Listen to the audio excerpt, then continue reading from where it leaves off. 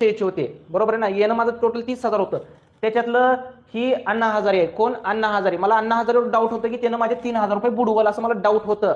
काय म्हणतोय? अण्णा हजारे माझे किती बुडवल डाऊट होतं मला, 3,000 रुपये बुडवल.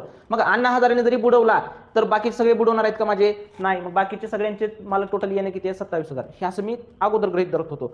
पण जेव्हा मी व्यवसाय सुवर्णाला प्रवेश दिलो तेव्हा अण्णा हजारेचं मन बदललं.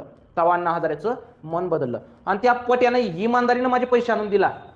काय केलं त्यानं? त्या पट्यानं माझी इमानदारीनं पैसे आणून दिला. मी काय समजलं होतं ती बुडतील समजलं होतं, पण त्यानं सुवर्ण दिदीला माझ्या व्यवसायात बघितल्या त्यानं माझे पैसे काय केलं? त्यानं परत आणून दिलाय. म्हणजे आता माझे बुडणार आहेत का? नाही. आता मला संशय खायची गरज नाही. कुणावर? अण्णा हजारेवर. आता संशय खायचे आहे का? नाही. मग ती बुडणारे पैसे मला मिळाले ना, मग आता काय मायनस करत बसायची गरज आहे का? नाही.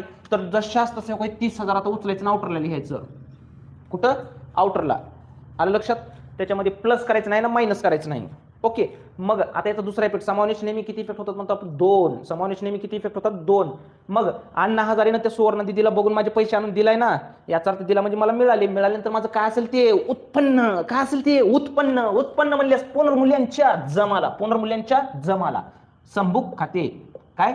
संबुक खाते. अण्णा हजारेचं नाव घ्यायचं नाही. किती रुपये बुडणार होते, पण आता बुडणार नाहीत. बुडणार होते वाटत होतं म्हणून खर्च होतं, आता मिळाले म्हणून ते उत्पन्न झालं. कधी घंट्यात पलटल काय सांगता येत नसतं, बरोबर आहे? कळकलं का?